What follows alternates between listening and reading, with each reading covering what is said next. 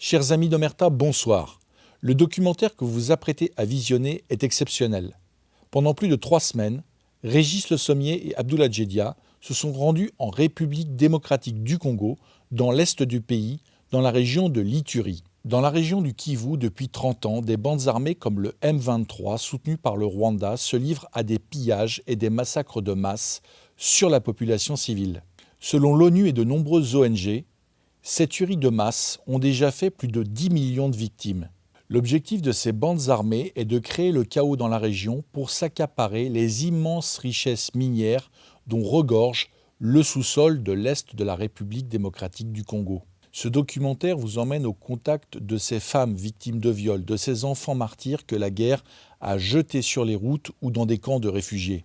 Il vous emmène aussi au cœur de ces mines de cobalt, de coltan et d'or qui font la richesse du sous-sol congolais et qui sont l'une des principales motivations de ces bandes armées qui souhaitent s'accaparer ces richesses minières au mépris de la souveraineté de la RDC. Vous allez aussi découvrir que ces minerais, ces terres rares, sont devenus un enjeu stratégique pour Donald Trump qui en a fait l'une des priorités de son action diplomatique. Ce documentaire exceptionnel, vous pouvez le retrouver dans sa version longue sur notre application mobile, dont le lien est en description de cette vidéo.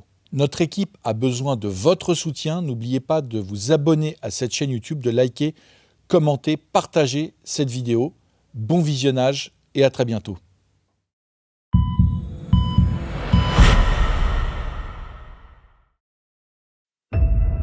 J'ai été violée, j'ai un enfant fruit du viol âgé de 17 ans. Parce qu'on l'avait dit, est-ce que tu as déjà goûté les chewing-gums? Elle a dit oui. Alors, on a coupé le pénis de son mari et on l'a dit, mange ça comme chewing-gum. Elle a commencé à... Ils étaient dans les quartiers, les rebelles ont tiré à bout portant à mon oncle paternel.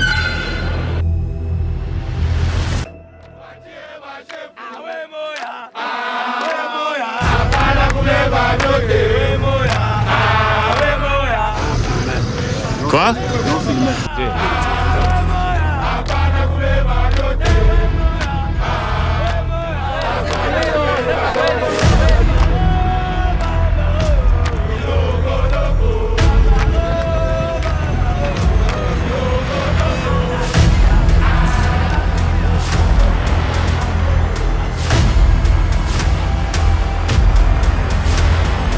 Toute la menace de l'Est pèse sur nous. Mais tant qu'ils n'auront pas pris le Katanga, le pays vivra.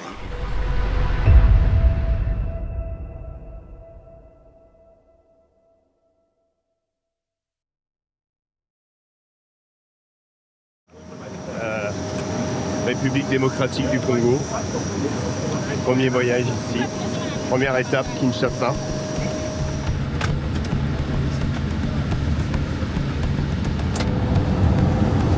Si nous avons décidé de nous rendre ici, en République démocratique du Congo, c'est en partie à cause de Donald Trump et des Américains. L'impact de son élection se fait aussi sentir dans ce pays à un point qu'on mesure encore mal en Occident et que nous allons bientôt découvrir.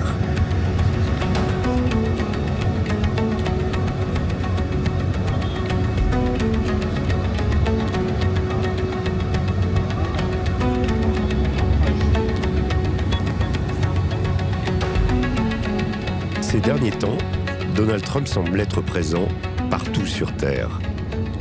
À peine quelques heures après notre atterrissage à Kinshasa, en République démocratique du Congo, et le voilà qui apparaît sur une affiche, en plein centre-ville, en compagnie de Félix Tshisekedi, le président de la RDC.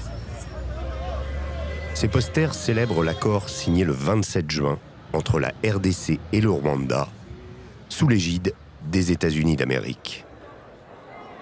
Sans Trump, nous étions foutus, répètent souvent les habitants. Mais qu'a-t-il fait au juste? Essayer de vous raconter un petit peu cette situation complexe qui dure depuis 30 ans ici. Et puis, ce qu'on a noté aussi, on peut aussi en témoigner, c'est que l'accord qui vient récemment d'être conclu entre les Américains, le Rwanda et la République démocratique du Congo semble susciter beaucoup d'espoir. Ici, on parle d'une nouvelle ère qui pourrait potentiellement commencer, même si c'est un accord extrêmement peu contraignant quand on le lit, et qui n'a pas encore été signé, qui va être signé à Washington récemment, bientôt par le président de la République démocratique du Congo, le président rwandais également, le tout sous l'égide de Donald Trump, avec, on sent bien, derrière ce profil évidemment cette guerre que mènent les États-Unis, que se livrent les États-Unis et la Chine. Que représente exactement cet accord pour les Congolais? Samy Aboudango, vice-ministre de la Défense, voit en lui un immense espoir. Nous saluons cet accord parce que c'est déjà une porte pour la sortie de tout ce que nous avons subi pendant plus de 30 ans. Cet accord est en faveur du peuple congolais parce que cet accord met fin à toutes les tueries, à tout ce que nous avons subi. Je salue l'engagement du président Trump et je salue l'engagement de son administration et pourquoi pas celui de tous les peuples américains qui ont accepté aujourd'hui d'accompagner le peuple congolais à la paix durable et définitive, comme l'a toujours dit le président de la République. Parce que l'accord est porté par une puissance mondiale que vous et moi tous ne pouvons pas remettre à cause. Les États-Unis d'Amérique, c'est une puissance. Les États-Unis d'Amérique, dans le régime de Trump, vous vous rendrez compte que Trump est pour la paix et le peuple congolais pense que c'est un acteur qui pourra sauver ce pays aujourd'hui vers la paix durable.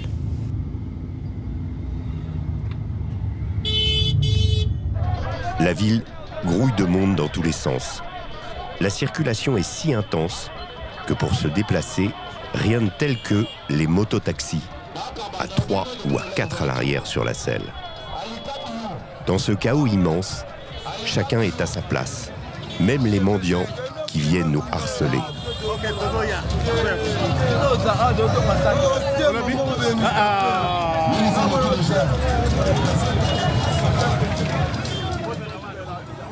Pour échapper à la foule, nous prenons la direction du fleuve.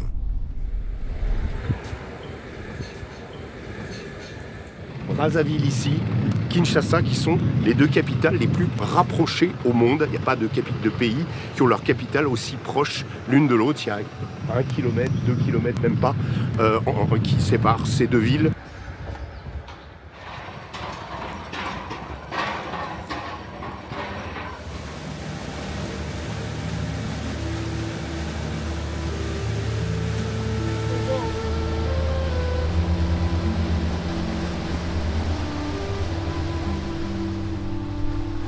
Kinshasa semble... Les berges du fleuve Congo sont couvertes de végétation. Tout est paisible. La guerre semble si loin. Ici, nous sommes à plus de 2000 km du Kivu et de l'Ituri, les régions martyres où des millions d'êtres humains ont été assassinés depuis les années 90. Comme dans toutes les villes africaines, on y honore comme il se doit le dieu football.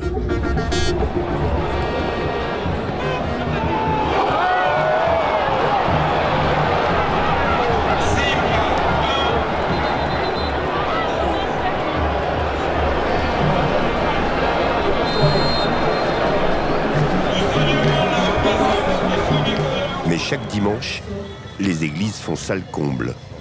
À Kinshasa, on les trouve presque dans toutes les rues. Divisé au Congo, pays chrétien à 80%, à part presque égale entre catholiques et protestants évangéliques.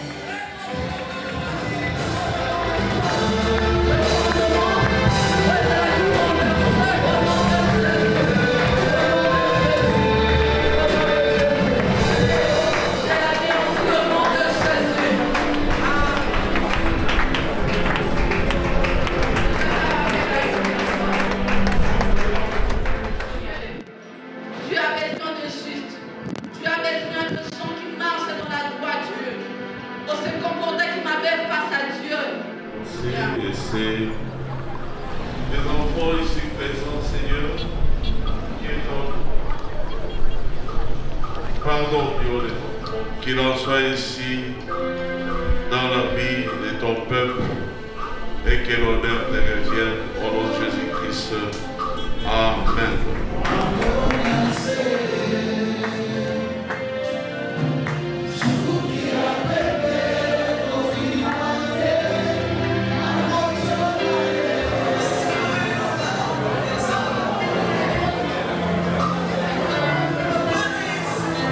Ici, le pasteur Bruno a recueilli Daniel, ainsi que plusieurs autres déplacés de l'Est. C'est comme cela qu'on dit quand on est réfugié dans son propre pays.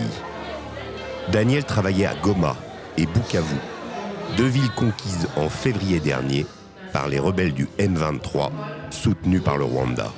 Je n'ai pas vécu l'arrivée des M23 chez nous à Bukavu, mais j'ai vécu l'arrivée des M23 quand ils étaient à Goma, parce que nous avons quitté Bukavu 2 jours après que Goma soit tombé. L'entreprise a jugé bon d'évacuer notre famille. C'est comme ça qu'on a quitté, mais c'était catastrophique. Racontez-nous un peu comment ça s'est passé. Oui, la guerre, c'est quelque chose de très compliqué. Jusque-là, je ne suis pas encore remis de ces douleurs, de ces traumatismes de la guerre à l'Est. Je vous allez pour une petite histoire. J'ai quitté Bukavu le 27 janvier, comme je l'ai dit, mais avec ma famille et avec mon fils, le cadet qui a 12 ans, sous une forte fièvre terrible. Je devais quitter absolument la ville parce que la ville était menacée. Ce que les gens ne vivent pas ici, ils s'imaginent peut-être que c'était une blague. C'est terrible. Les gens sont bloqués dans leurs maisons. Ça tire même devant votre porte. On cherche même les jeunes gens pour les tuer. On assimile les jeunes gens à être des gens qui ne sont pas avec les rebelles. On tire à bout portant. Tout le monde qui est soupçonné, c'est vrai. Il suffit qu'on vous soupçonne d'être contre ces gens-là. Vous êtes pris pour une destination que vous ne connaîtrez jamais. Et la famille n'a même pas le droit d'aller demander où serait notre papa, où serait tel monsieur que vous avez pris. C'est des choses comme ça.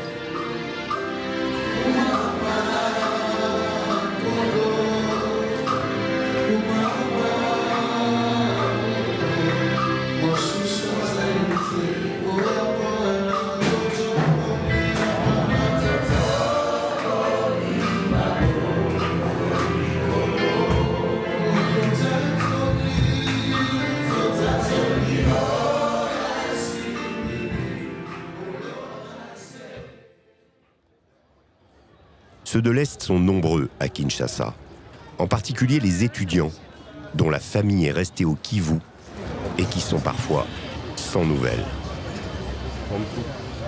À l'Université pédagogique nationale, l'UPN, située à la périphérie sud de la ville, on en compte près d'une centaine.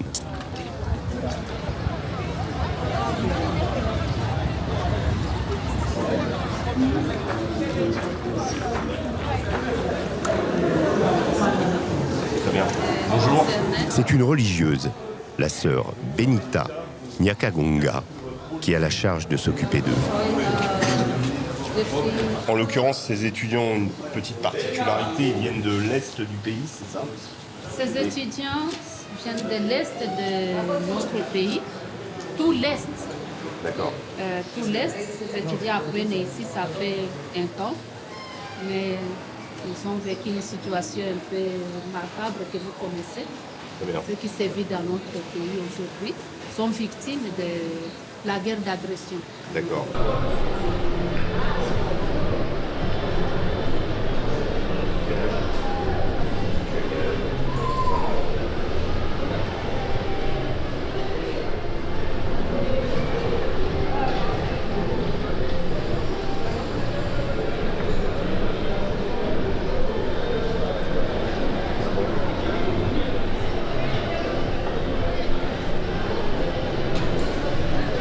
Je suis de Kivu, dans le territoire des Fizi.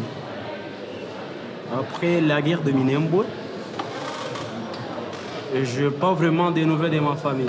Ça fait au moins un mois là. Leur numéro ne passe pas. Je ne sais pas s'ils sont en vie ou comment. Mais parce que le tout plus ça est là, j'espère qu'ils sont en vie. Moi, je suis des Minembwe. Minembwe, d'ailleurs, même j'ai vu des informations dans des réseaux sociaux actuellement qu'il y a l'aéronef là à Minembwe qui a été bombardé. Et l'aéronef du M23. Donc il y a une autre branche de M23 qui se trouve actuellement à Minembwe. Qui fait des offensifs à Minembwe. Tu as ton père, ta mère, tes frères et sœurs là-bas? J'ai mon père et ma mère était morte en 2022 à cause toujours de la guerre en fait. Ta mère est morte à cause de la guerre? Ah ouais, ma mère est morte. Donc maman n'est plus en vie. Un de ses étudiants est en retard. Il est littéralement sous le choc. Il vient d'apprendre que 2 jours plus tôt, son père, resté au Nord Kivu, a été assassiné. Je m'appelle Arusima Bahogwere Tarsis. Je suis natif du site Kivu, territoire de Kabari, groupement de Chirunga, village de Karambi. Le vendredi, ils étaient dans les quartiers, les rebelles ont tiré à bout portant à mon oncle paternel. Maintenant, le papa étant stressé, il m'a appelé le matin, il m'a dit que non, avant que nous n'en tirons notre oncle, je pars aussi déposer le bulletin de mes élèves, un peu que je revienne à la maison pour voir comment passer tout ce qui est comme deuil de la famille. En rentrant comme ça, en déposant le bulletin des élèves, les rebelles lui ont assassiné tout juste quand il était déjà près de chez nous.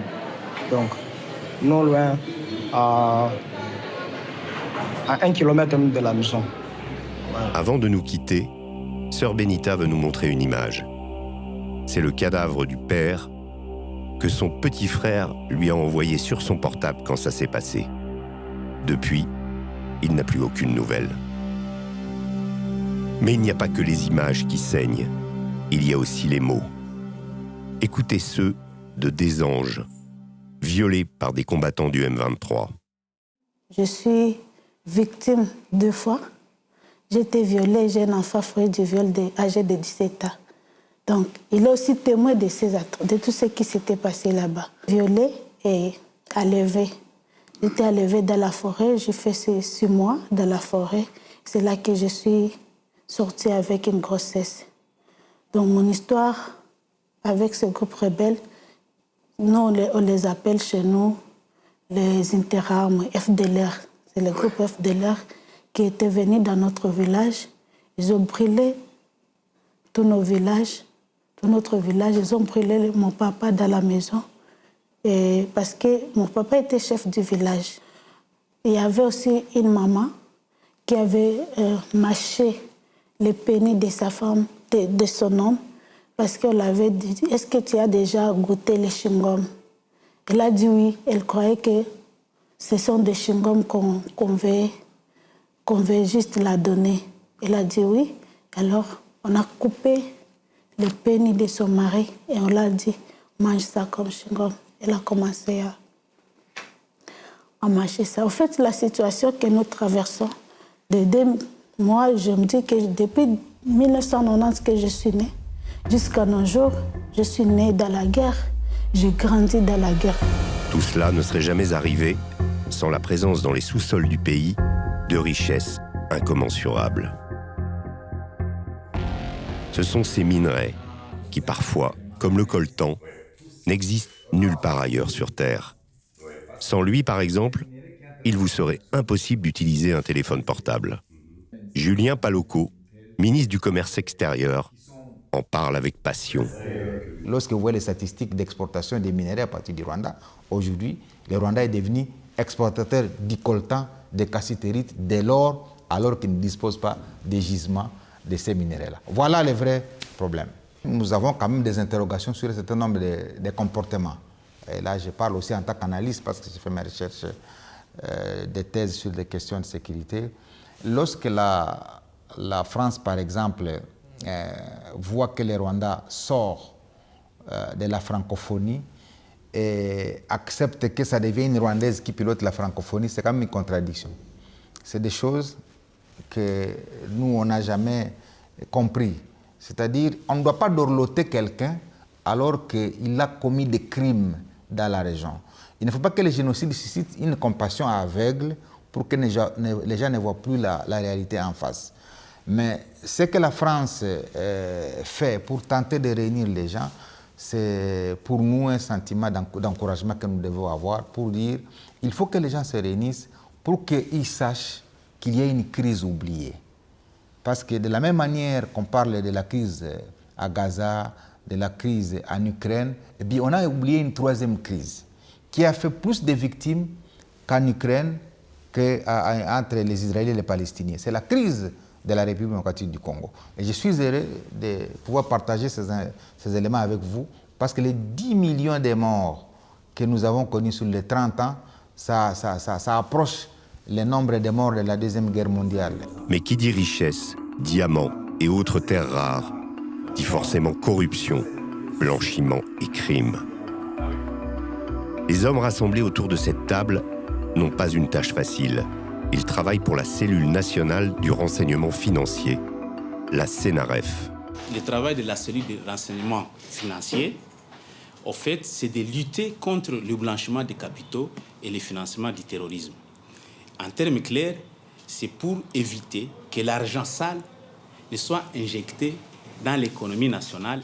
Nous avons au niveau de la fraude fiscale, il y a également la fraude douanière, il y a également au niveau de la corruption, le risque est élevé, criminalité environnementale, le risque est élevé.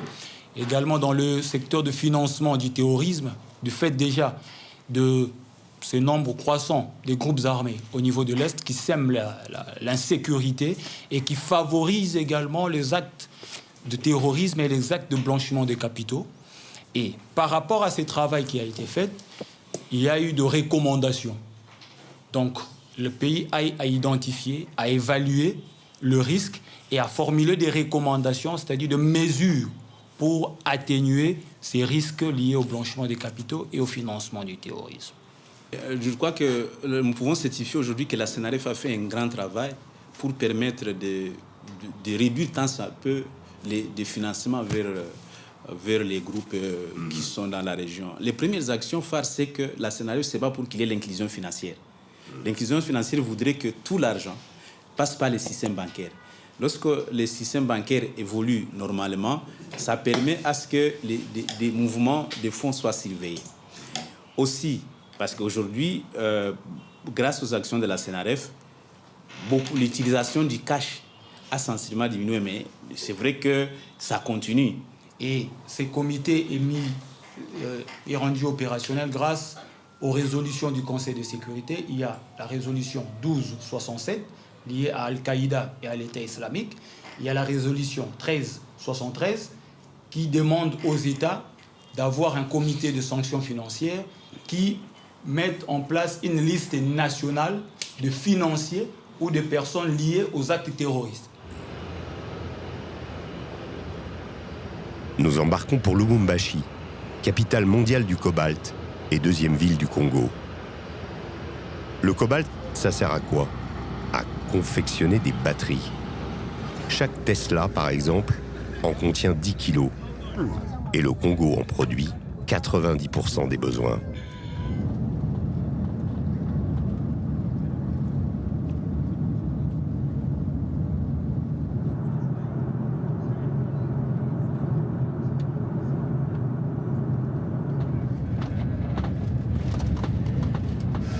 À peine arrivé, pas de temps à perdre. Nous avons rendez-vous avec le général Edi Kapend, ancien attaché militaire du président Laurent-Désiré Kabila.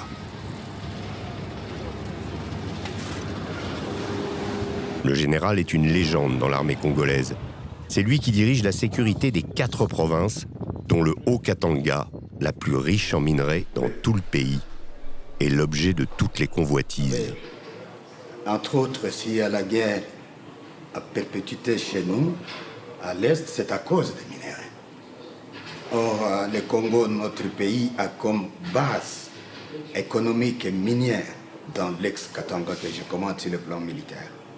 Ça veut dire qu'en dehors de la sécurité, d'une manière générale, nous avons aussi l'obligation de protéger tous les secteurs miniers pour que ces mines ne soient pas les lieux de concentration des groupes armés qui peuvent se perpétrer de manière assez dangereuse contre notre pays. Le Katanga, c'est une zone stratégique sur le plan économique, sur le plan politique et sur le plan opérationnel. Et donc, j'ai le devoir d'empêcher que toute forme d'agression, toute forme de pillage, toute forme de groupes armés n'arrive ici parce que le terrain serait trop fertile pour ces gens de barbarie si jamais ça arrivait. Vous savez, notre pays est en guerre et la zone stratégique, c'est le Katanga. Toute la menace de l'Est pèse sur nous, de sorte que si nous n'arrivons pas à stopper la progression de l'ennemi du côté là où il se trouve, ça veut dire que nous serons la première cible du canon de l'ennemi. Et nous veillons sur ça et nous pensons qu'ils peuvent prendre partout, mais tant qu'ils n'auront pas pris le Katanga, le pays vivra. Ce sont les hommes du général qui vont nous accompagner dans les mines. Car les trésors du Congo ne se visitent pas comme ça. Il faut montrer patte blanche et surtout être bien armé pour s'y rendre. Pas moins de 6 militaires nous accompagnent. Alors voilà, aujourd'hui, là, on est parti avec une unité de l'armée. On va aller visiter les mines qui sont tout autour de Lubumbashi. Là, on est encore dans la ville. On doit passer encore chercher les papiers parce que c'est toujours assez compliqué au niveau administratif. Il faut obtenir les formulaires, donc on a encore tout ça à faire. Et ensuite, on partira pour justement. Là, on arrive là, dans le palais du gouverneur. Et ensuite, après, on va pouvoir partir. Là, les soldats descendent là. Voilà. Nous prenons la route de Kolwezi, un axe vital pour l'activité économique de la région, ce qui fait qu'il est emprunté par des milliers de poids lourds tous les jours. La conduite y est pour le moins périlleuse. Les bords de la route regorgent d'épaves de véhicules, victimes de collisions frontales.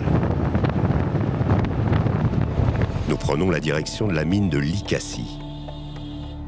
Le bitume cède rapidement la place à une piste en latérite qui s'enfonce jusque dans l'arrière-pays.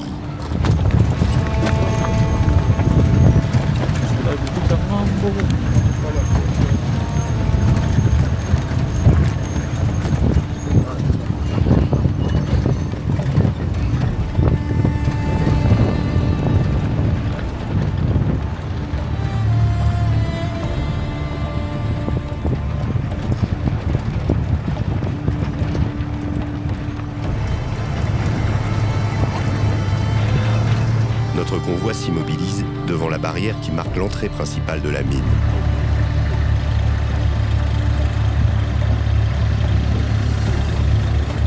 Les creuseurs, comme on les appelle, sont nerveux. Un individu arrive sur le site et il s'imagine aussitôt qu'on va leur prendre leur business. Quoi? Pourquoi? Bon. Mais on a l'autorisation.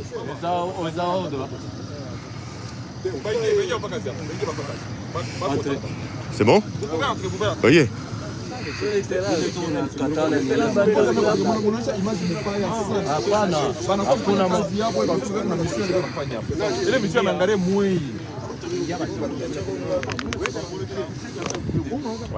Ils viennent d'où là? Vous venez d'où là? Beaucoup déjà sont de Likasi. Ah ouais. Ah, les enfants de Likasi. Ouais, Likasi. Il y a assez de Kolwezi, Likasi. Pas de Lubumbashi ici. Même de Lubumbashi, il y en a. Ah, ouais. Vous venez ici tous les matins, vous repartez, c'est comme ça la routine. Oui. Vous travaillez combien d'heures par jour ici? De 7h à 17h30. 7h à 17h30. Oui. Ok. Et est-ce que niveau de ce que vous inhalez, c'est dangereux? Je remarque des visages très jeunes parmi eux. Les mines au Congo sont hélas célèbres pour l'exploitation des enfants, pour extraire le minerai. D'accord. Ils sont les vendeurs. Cette réponse n'est pas très convaincante. Ah oui. Ils sont des vendeurs. Ils vendent quoi? Les choses à manger, les bénis. Ah, c'est eux qui amènent à... Nous demandons à rencontrer des mineurs au travail pour qu'ils nous expliquent leur métier. Demi-tour vers un site situé de l'autre côté de la montagne.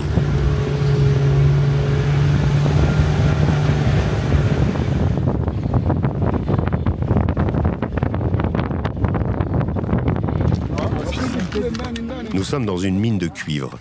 Cette année, le minerai a le vent en poupe par rapport à son frère ennemi, le cobalt. Ce dernier s'échange à 30 000 $ la tonne, contre 80 000 il y a quelques mois. Le cuivre, lui, a doublé, passant de 5 000 $ à 9 000 $.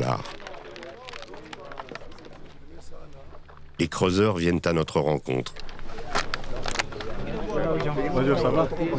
On peut aller leur parler, on peut regarder comment ils récoltent, quoi. Je m'interroge. Mais au fait, à quoi ressemble le cuivre à l'état brut? Je décide d'aller voir par moi-même. Tous les jours, vous en ramenez combien de sacs? À peu près des 10 sacs ou 9 sacs. Et donc là, et vous travaillez toujours les mêmes ou ça peut être différent? Comment ça se passe? Il y a beaucoup de gens qui rentrent ici. Wow. C'est pas évident. Voilà. Ouais. Attendez. Ok. Est-ce que vous allez passer? Ouais, je vais essayer, mais avec la Osmo, c'est pas sûr. Est-ce que je peux tenir pour vous? Ouais. Descendez. Je la passe. Ok. Et ça, c'est friable? Bon, c'est comme ça, nous les chrétiens.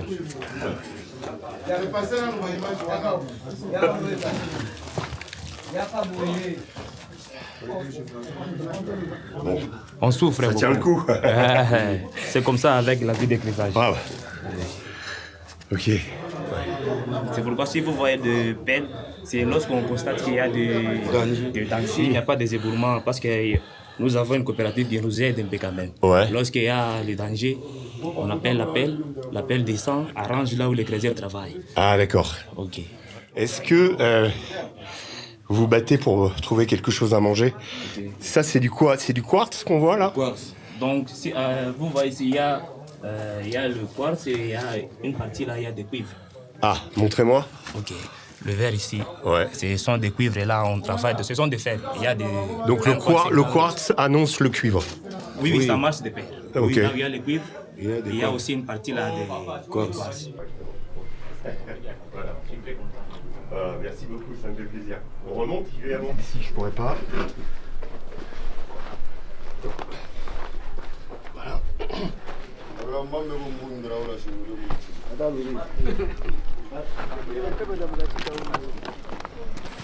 On n'a pas à faire à part venir travailler ici.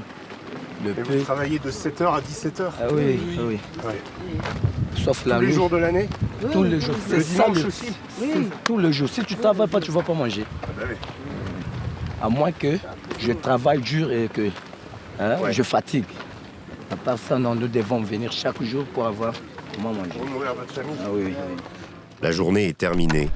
Les mineurs vont rejoindre leur baraquement.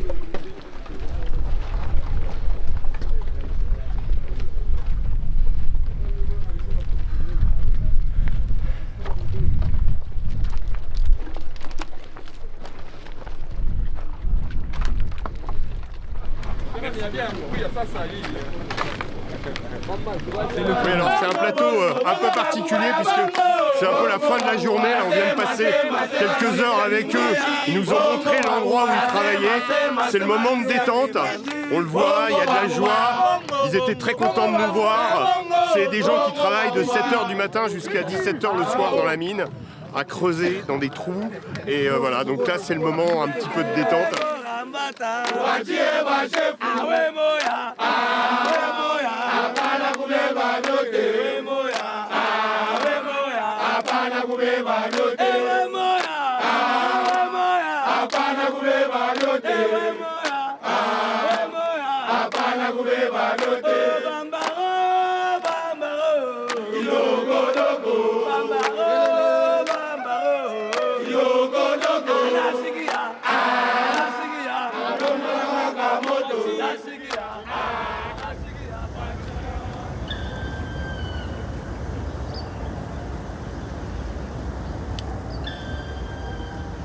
Cette nuit, nous avons dormi dans une cité minière construite par et pour les Chinois. Plus exactement, pour les techniciens de TFM. Tenke Furungume Mining, qui exploite l'immense mine de cobalt tout proche de cette ville. TFM est l'une des plus grosses exploitations de cobalt de RDC. Autrefois, l'entreprise appartenait aux Américains qui l'ont vendue aux Chinois et qui maintenant s'en mordent les doigts. Furungume est une des places fortes du cobalt au Congo. Les Chinois évacuent le précieux minerai par le rail via la Zambie, puis la Tanzanie, jusqu'à l'océan Indien. Avec l'accord signé le 27 juin dernier entre la RDC et le Rwanda, sous la houlette de Donald Trump, les Américains utiliseront sans doute bientôt le port de Lobito, en Angola, pour évacuer le minerai du Kivu et du Katanga. Vous avez toujours connu cet endroit-là comme ça? Oui, cet endroit a toujours été comme ça. D'accord. Mais depuis, avec l'avènement du code minier, il y a eu beaucoup de développement avec TFM qui apporte sa touche dans la commune de Fungurumé pour développer cette entité qui a autant resté pendant des années et des années non développée. Maintenant, actuellement, avec l'apport de TFM, la commune de Fungurumé, ça va maintenant. Donc la mine participe, la mine possession chinoise participe à l'aménagement de la commune et à son amélioration. Exactement. D'accord. Exactement. Ok. À Furungume, TFM construit en outre des orphelinats, finance des projets de voirie.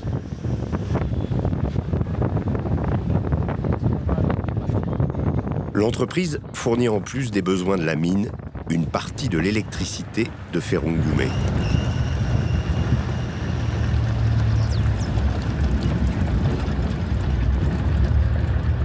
La concession régit la vie collective jusqu'au fond de la prison de la ville où la plupart des détenus qui s'entassent en attendant leur jugement sont accusés de vol de minerai. Ici, la tentation est forte et le minerai, ça rapporte. Bonjour, je suis journaliste français. Je voulais savoir pourquoi vous êtes là et pourquoi ces gens, vous avez été arrêtés. Moi, je suis incarcéré ici. J'ai été interpellé pour motif d'escroquerie dont moi, je ne le connais pas. Et depuis que je me retrouve ici, il n'y a aucune suite vraiment pour mon cas. Ça fait plus de 2 mois et quelques jours. C'est depuis le 30 avril que je suis ici. Et vous savez pas pourquoi? On m'interpelle d'escroquerie, mais moi, je ne reconnais pas. J'ai demandé même que je paye l'argent en question, mais que je sois relâché. Ils refusent. Du coup, je me retrouve toujours ici. Et les gens qui sont là, ils sont aussi interpellés pour des motifs Il y a divers motifs ici. Il y a entre autres les creuseurs, ceux qui violent dans la concession de TFM. Il y en a aussi qui violent quoi? Qui violent la matière, disons. Ah, qui volent? Oui, qui volent, disons. Qui volent du cobalt des substances, du trafic, oui, ça? Oui. Là, il y a des trafiquants de cobalt. Oui, justement. Ok. Et d'autres aussi pour divers motifs tels que les vols. Ok. Oui. C'est un peu comme ça. C'est surtout ça? Oui. D'accord. À Furungume, la justice vous couvre d'or, à condition de respecter les règles.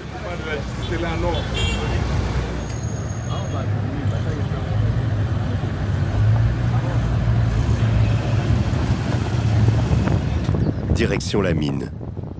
Dès la guérite de l'entrée franchie, c'est l'impression de fouler le sol d'une autre planète qui domine. C'est le domaine de la pierre, des machines de terrassement et des hommes casqués en tenue fluo.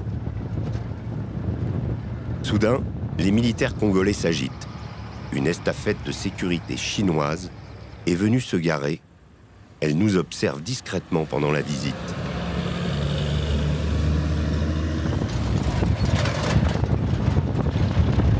Celle-ci sera succincte.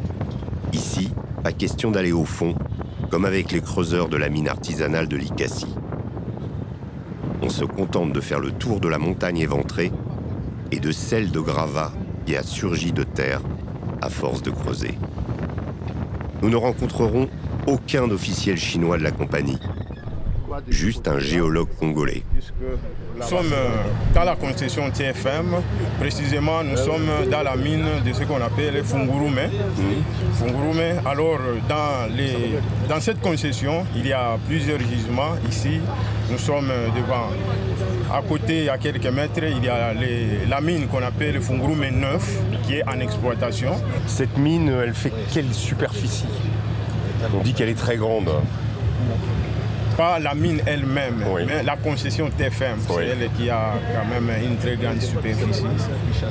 Si peut-être il faudrait avoir ça, je n'ai pas précisément en tête. C'est plusieurs centaines de kilomètres carrés? Oui, effectivement, plusieurs centaines de kilomètres carrés. Parce que la longueur, ça va de Ngouba jusqu'au niveau de vers Kolwezi, c'est au niveau d'Mpumpi. D'accord. C'est à peu près plus de 22 kilomètres. D'accord. C'est la plus grande du Congo? Ou l'une des plus grandes entreprises aussi qui a une grande superficie au Congo, oui, parmi les entreprises minières. Départ pour Kolwezi, à 2 heures de route de Fungurume.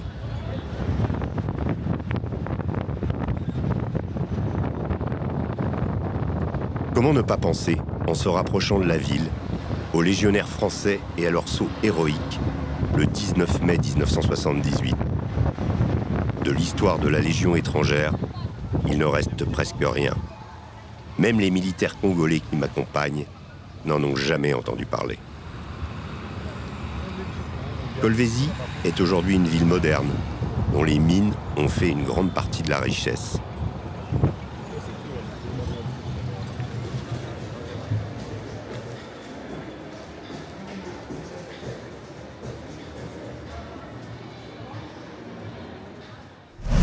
La nouvelle est tombée dimanche, dans l'après-midi, juste après notre arrivée à Bunia, dans la province de l'Ituri, à l'est du Congo. Plus de 30 chrétiens ont été massacrés quelques heures plus tôt, dans une église, sur la commune de Komanda. C'est à une 60aine de kilomètres de Bunia, là où nous sommes. Nous demandons aussitôt à nous y rendre. Le temps d'obtenir les autorisations nécessaires auprès des autorités militaires qui dirigent la province de l'Ituri. Et nous voilà sur le départ.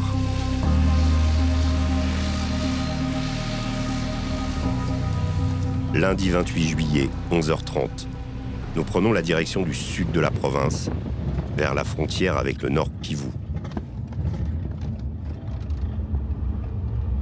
La piste est chaotique, très difficilement praticable par endroits. Il va nous falloir plus de 2h30 pour gagner Komanda, le lieu du massacre.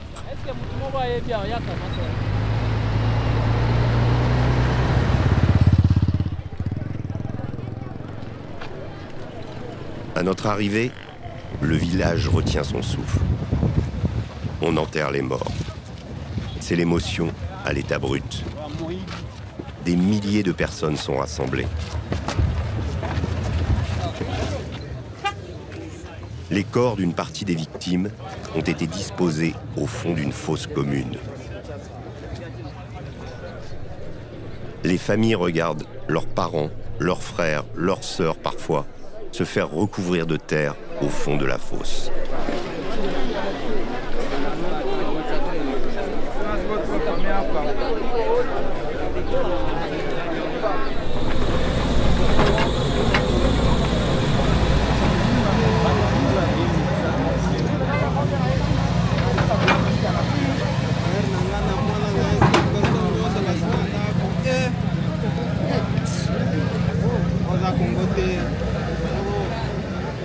Ce sont des gens de votre communauté? Oui. Comment?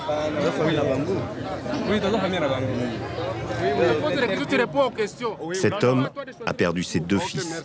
Ils sont en train d'être ensevelis derrière lui. Ce qui s'est passé à nous à Komanda, substantiellement, d'ailleurs, attendu, on ne savait pas comment les ADF peuvent pénétrer dans notre terrain. Comme on avait ce qu'on disait, une fête de la croisade. Les croisades sont venues de toutes paroisses. Venir ici, célébrer leur fête. Alors, substantiellement, les coups de balle sont attendus.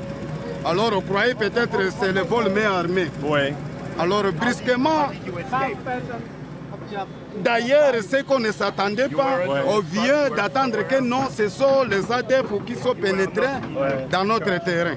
Alors, comme nous les autres, comme je viens de parler, moi je viens de perdre mes 2 fils qui sont ici. Ils sont ici? Oui, qui sont venus de croisades. Ouais. Alors moi je ne connaissais pas ça. Ils m'ont promis que non, papa, libère, nous avons notre fête aujourd'hui. Je l'ai dit que comme c'est le service, comme le beau Dieu nous accorde, allez le servir. Alors, de 1h du matin, le coup de balle s'est attendu. Le samedi passé, le 1h du matin à 1h36 minutes. Le coup de balle s'est attendu. Alors, on ne se croyait pas comme, mais d'ailleurs, nous les autres croyaient peut-être que ce sont les bandits. Simultanément, alors, le matin, on se prétendait que non, nous avons des morts et nous avons des maisons incendiées. Lewis a 22 ans, Patia 32. Ils ont tout entendu du massacre et veulent nous montrer les lieux. Parce que ça fait des répétitions à chaque moment, chaque jour. Qu'est-ce que tu vas nous montrer là?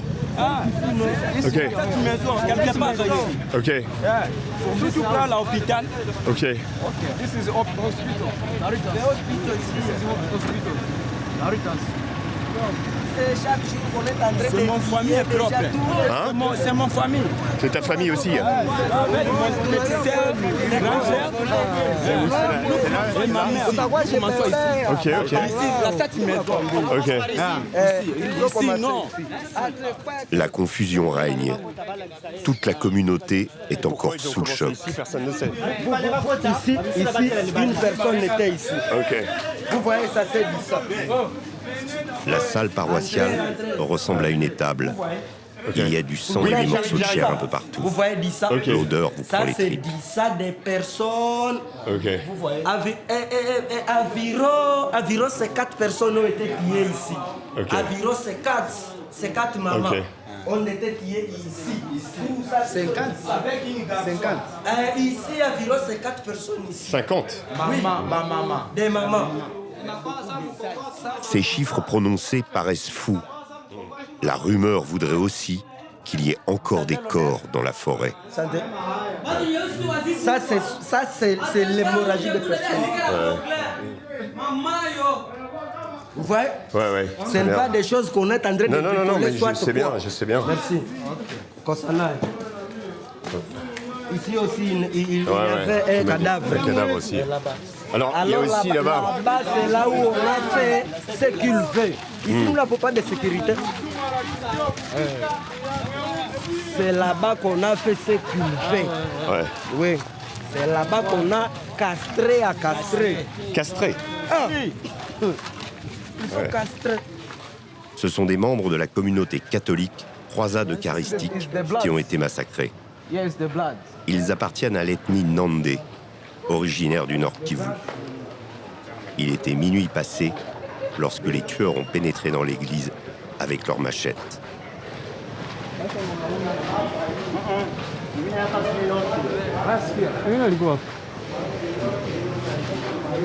That is the second.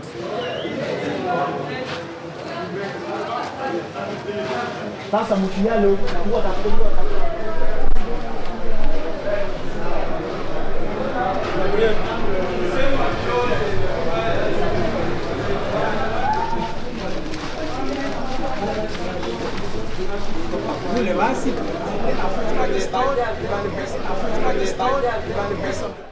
Les esprits s'échauffent.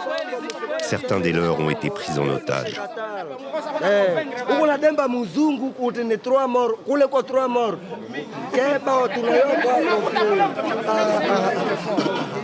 Vraiment, le Congo, c'est un pays qui nous fait fatiguer vraiment. Depuis hier, nous étions avec les gens de la Croix-Rouge. Nous avions dénombré, les corps étaient au nombre de 31 et 10 blessés. Les corps qui sont enterrés là-bas, il y a au nombre de 22 corps qui étaient restés ici dans la salle. Depuis, il y a d'autres corps qu'on avait pris, mais il y avait 22 corps restants dans cette salle depuis hier soir.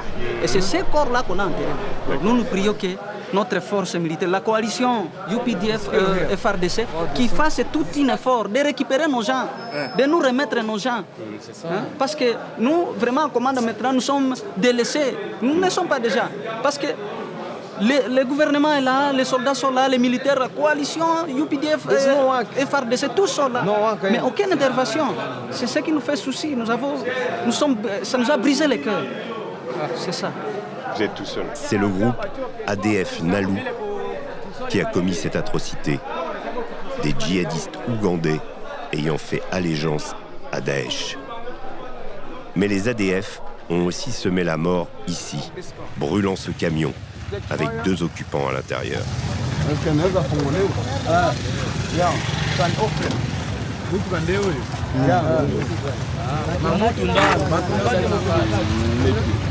C'est quoi? Ah ouais. So they burn people inside.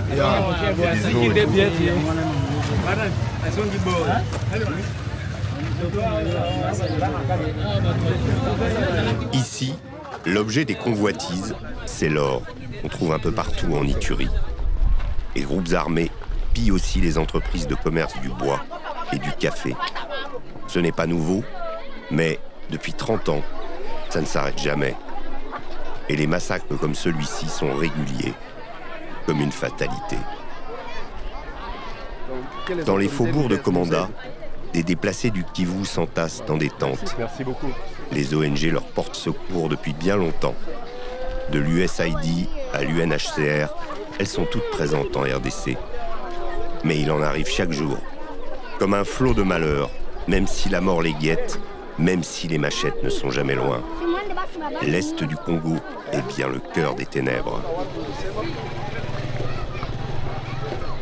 En dépit de cette malédiction, chaque fois on reconstruit. Et tout le monde met à la main à la pâte, même l'armée congolaise. Dans le village voisin d'Irumu, celle-ci a reconstruit une école brûlée lors d'une razzia d'un groupe terroriste local. Ici, nous sommes en territoire d'Irumu, plus précisément Irumu territoire. Vous voyez ces bâtiments avant sa construction. En fait, ces bâtiments montrent la restauration de l'autorité de l'État que nous avons imposée ici en territoire d'Irumu, en province de l'Ituri. Avant, vous allez remarquer qu'il n'y avait rien ici. Ces bâtiments a été incendiés par la milice FPIC. Cette milice régnait comme le pouce du César, régnait à maître ici. Et ça fait que cela a conduit avec beaucoup de conséquences où il y a eu plusieurs de déplacés. Il y a eu un nombre important de déplacés qui ont fui ces milliers. Après un travail de titan mené par les forces armées, aux premières heures de l'état de siège, sous le commandement du lieutenant-général Luboya, commandant des opérations et gouverneur, nous avons rétabli l'autorité de l'État. Nous avons restauré la paix ici. Parce que ces bâtiments, vous voyez, ça montre réellement qu'il y a l'autorité de l'État ici. Parce qu'avant même, le bâtiment de la police nationale congolaise, ici à Irumu, a connu... ces bâtiments étaient aussi incendiés par cette même milice, tuant 6 policiers. Nous avions d'abord ces opérations que nous menions, on a ouvert les axes, et puis après on a récupéré les grands bastions de ces groupes armés. Mais comme effectivement nous sommes, vous savez, c'est une guerre asymétrique. Et quand vous êtes dans une guerre asymétrique, il devient difficile de trouver l'ennemi, parce qu'après il se volatilise, il va dans la population. Alors c'est là où nous avons décidé, on s'est dit bon, c'est vrai qu'on a fait la guerre, c'est vrai qu'il y a le dialogue, mais nous allons aller au-delà. Parce qu'à la fin, la troisième phase, c'est toujours contrôle de zone et stabilisation. Alors, j'ai commencé à mener des opérations concurrentes, enfin des activités concurrentes. Et donc, j'ai ramené la stabilisation à la première phase aussi. Et donc, j'ai commencé à reconstruire, n'est-ce pas, les routes, les bâtiments, des grandes infrastructures, ce que vous avez vu, des bureaux administratifs, des hôpitaux, pour que cette population voit aussi que l'État qu'il pensait ne pas exister existe et qu'il est en train de faire quelque chose. Voilà, les services publics renaissent et que effectivement l'État est intéressé à eux et il a un souci pour eux, pour qu'ils viennent à nous. Et ça portait, c'est comme ça que vous avez vu quand j'ai dit d'ici jusque là où vous êtes arrivés, il n'y avait pas âme qui vive. On a créé aussi l'espoir et donc voilà, aujourd'hui vous avez vu ce que vous avez vu.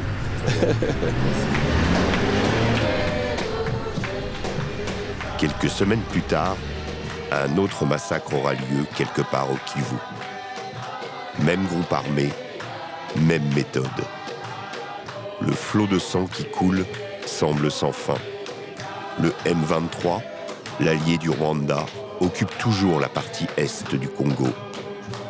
En apparence, rien ne change, et les espoirs de paix, nés de l'accord avec les Américains, peinent toujours à se faire sentir.